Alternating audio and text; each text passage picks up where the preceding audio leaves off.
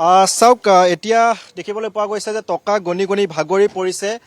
তেওঁলোকৰ যি ভাষ্য অৰ্থাৎ পৰিয়ালৰ লোকৰ যি ভাষ্য সেই পৰিয়ালৰ লোকৰ ভাষ্য অনুসৰি 1.5 কোটি টকা আছিলে আৰু সেই অনুসৰি দুৰ্নীতি নিবাৰক শাখাৰ যিসকল বিষয়া সেই বিষয়াসকলে টকা গণনা মেচিন লৈ আহিছে আৰু বৰ্তমান টকা গণি আছে 1.5 কোটি টকা থকা বুলি পৰিয়ালৰ লোকে তেওঁলোকে স্বীকাৰ কৰিছে আৰু এইখিনি মুহূৰ্তত সেই 1.5 কোটি টকা গণনা কৰি থকা হৈছে দুৰ্নীতি নিবাৰক শাখাৰ যিসকল বিষয়া সেই বিষয়াসকলে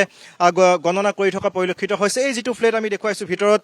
যিসকল বিষয়া আছে সেই বিষয়াসকলে টকা ভিতৰত গণি থকা পৰিলক্ষিত হৈছে কালিৰ দিনটোত ইয়াৰ কাষতে যিটো ফ্লেট আছিলে লাচিত কুমাৰ দাসৰ যিটো কাষত থকা ফ্লেট সেই ফ্লেটটোত কালিৰ দিনটোত 50 লাখকৈ টকা জব্দ কৰিবলৈ সক্ষম হৈছিল দুৰ্নীতি নিবাৰক শাখাই আৰু আজিৰ দিনটোত ইয়াত দেখিবলৈ পোৱা গৈছে আজিৰ দিনটোত তেওঁলোকে টকা গণি থকা পৰিলক্ষিত হৈছে আমি ভিতৰৰ পৰিৱেশ দেখুৱাবলৈ যত্ন কৰিম ভিতৰলৈ সোমাই গৈ আমি দৃশ্যাংশ দেখুৱাবলৈ যত্ন কৰিম যে আজিৰ দিনটোত কি ধৰণে টকা গণি থকা হৈছে টকা গণি থকা যি মেচিন সেই মেচিন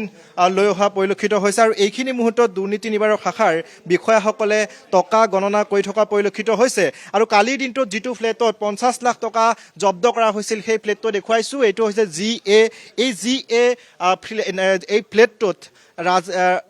লাচিত কুমাৰ দাস এইটো ফ্লেটত আছিলে আৰু এই গ্ৰাউণ্ড ফ্ল'ৰত থকা এই ফ্লেটটোত কালিৰ দিনটোত 50 লাখকৈ টকা জব্দ কৰিবলৈ সক্ষম হৈছিল দুৰ্নীতি নিবাৰক শাখাই আনহাতে কাষতে যিটো ফ্লেট আছে আজি যিটো ফ্লেটত অভিযান চলাই আছে সেই ফ্লেটটোৰ দৃশ্যাংশ আমি দেখুৱাবলৈ যত্ন কৰিম সেইটো হৈছে ভনী জোঁৱায়েকৰ ফ্লেট লাচিত কুমাৰ দাসৰ নিজৰ ভনী জোঁৱায়েক আৰু সেই নিজৰ ভনী জোঁৱায়েকৰ এইটো হৈছে ফ্লেট আৰু এই ফ্লেটটোত আজিৰ দিনটোত অভিযান চলাই থকা পৰিলক্ষিত হৈছে আৰক্ষীৰ জ্যেষ্ঠ বিষয়াসকল ইয়ালৈ আহিছে আৰু এই আমি দেখুৱাইছো ভিতৰত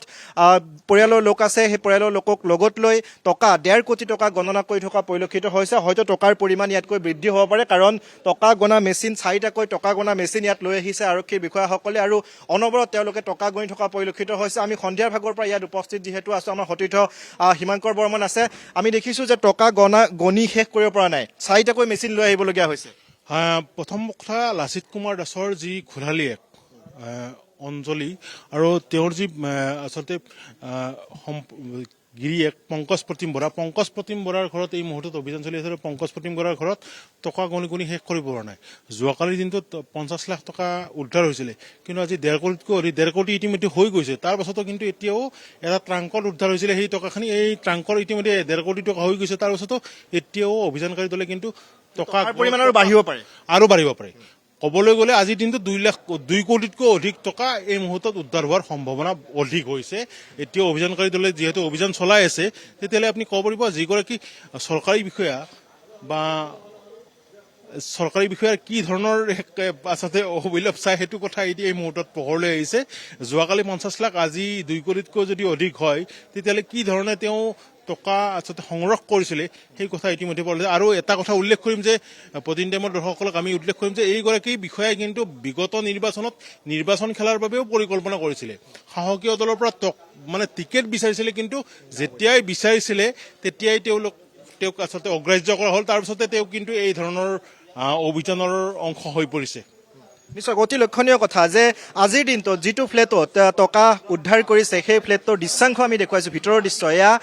দৰ্জাখন খোলা হৈছে আৰু দৰ্জাখনৰ ভিতৰৰ পৰিৱেশ এয়া ভিতৰত প্ৰায় 6-7 গৰাকীকৈ দুৰ্নীতি নিবাৰক শাখাৰ জ্যেষ্ঠ বিষয়া আছে অসম আৰক্ষীৰ বিষয়া আছে আৰু তেওঁলোকে অহৰহ টকা গণনা কৰি থকা পৰিলক্ষিত হৈছে আচলতে এইসকল বিষয়া যি বিষয়াক আচলতে আমি বিশ্বাস কৰোঁ ৰাজ্যৰ সাধাৰণ শ্ৰেণীৰ লোকে এইসকল বিষয়াক বিশ্বাস কৰোঁ মাটি নামজাৰিৰ ক্ষেত্ৰতে হওক বা মাটিৰ NOC দিয়াৰ ক্ষেত্ৰতে হওক কালিৰ দিনটোত যেতিয়া গ্ৰেপ্তাৰ কৰা হৈছিল এইগৰাকী লাচিত কুমাৰ দাসে NOC এখন দিবলৈ অৰ্থাৎ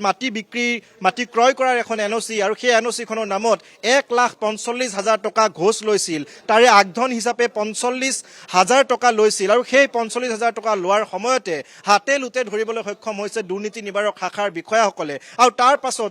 সকলোখিনি কথা পোহৰলৈ আহিল এইটো ফ্লেট আমি যিটো ফ্লেটত দেখুৱাইছো গ্ৰাউণ্ড ফ্ল'ৰত থকা ভূমি মহলাত থকা এইটো ফ্লেট এই ফ্লেটটোত কালিৰ দিনটোত 50 লাখকৈ টকা ইয়াত জব্দ কৰা হৈছে তাৰ সমান্তৰালভাৱে আজিৰ দিনটোত নিচেই কাষতে ভনী জোঁৱায়েকৰ এইটো যিটো ফ্লেট এই ফ্লেটটোত এই ফ্লেটটোত আজিৰ দিনটোত 1.5 কোটি টকা উদ্ধাৰ কৰা হৈছে পৰিয়ালৰ লোকে জানিবলৈ দিয়া মতে সেয়া 1.5 কোটি টকা কিন্তু আৰক্ষীৰ সন্দেহ হৈছে হয়তো ইয়াতকৈও বেছি টকা ইয়াত থাকিব পাৰে হয়তো টকাৰ পৰিমাণ হয়তো 2 কোটিতকৈ অধিক হ'ব পাৰে আৰক্ষীয়ে 4টাকৈ টকা গণনা মেচিন লৈ আহিছে আৰু সেই টকা গণনা মেচিনৰ সহায়ত এতিয়া বৰ্তমান তেওঁলোকে টকা গণনা কৰি আছে খন্তেক পিছতে ইয়াত DIG গৰাকী আহি উপস্থিত হ'ব আমি তেওঁৰ ভাষ্য গ্ৰহণ কৰিবলৈ চেষ্টা কৰিম গতিকে এই যি কলা সাম্ৰাজ্য গঢ়িছে লাচিত কুমাৰ দাসে তাৰ উপৰিও গুৱাহাটীত বহুকেইটা স্থানত সম্পত্তি থকা পৰিলক্ষিত হৈছে আৰু আৰক্ষীয়ে সেই তথ্য ইতিমধ্যে লাভ কৰিছে গতিকে এই সম্পত্তি যিখিনি তেওঁ গঢ়িছে এই কলা ধনেৰে গতিকে এই সম্পত্তি নিশ্চয়কৈ বাজেয়াপ্ত কৰা হ'ব আৰক্ষীয়ে সকলোখিনি তথ্য ইতিমধ্যে উদ্ধাৰ কৰিছে আদালতত সকলোখিনি তথ্য তেওঁলোকে দাখিল কৰিব আৰু সেই অনুসৰি লাচিত কুমাৰ দাসৰ কেনেধৰণে শাস্তি হয় গম পোৱা যাব পুনৰ আমি হিমাংকৰ বৰ্মনৰ ওচৰলৈ আহিছোঁ আপুনি সন্ধিয়া ভাগৰ পৰা খবৰ লাভ কৰি আছে আৰু কি তথ্য আছে হয় এই যিটো কুইন গাৰ্ডেন এই কুইন গাৰ্ডেনটো বিশেষকৈ বেলতলা বশিষ্ঠ অঞ্চলত অতি আচলতে অভিলাষ বুলি কোৱা হয় বিলাসী অট্টালিকা বুলি কোৱা হয় যেতিয়াই আচলতে আহোম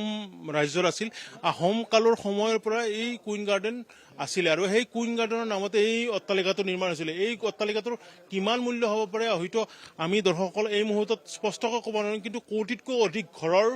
এই যি অট্টালিকা এই অট্টালিকাৰ কিন্তু দুটাকৈ অট্টালিকা বা দুটাকৈ ফ্লেট তেওঁৰ নামত আছিল আৰু সেই অট্টালিকাতে কিন্তু এই ধৰণৰ এতিয়া কোটি কোটি টকা তেওঁৰ পৰা উদ্ধাৰ হৈছে আৰু যি সময়ত আহোম ৰাজত্ব আছিল সেই আহোম ৰাজত্বৰ সময়তে কিন্তু এই কুইন গাৰ্ডেন হিচাপে নাম প্ৰসিদ্ধ এই কুইন গাৰ্ডেন হয় অতিকে প্ৰসিদ্ধ আৰু সেই প্ৰসিদ্ধ অট্টালিকাত কিন্তু আজিৰ দিনটোত কোটি কোটি টকা যি কৰণাৰে চপোৱা হৈছিল বা যি বক্ৰপথৰে চপোৱা হৈছিল সেই বক্ৰপথৰে চপোৱা ধন কিন্তু এই মুহূৰ্তত অভিযানকাৰী দলে উদ্ধাৰ কৰি আছে ৰূপম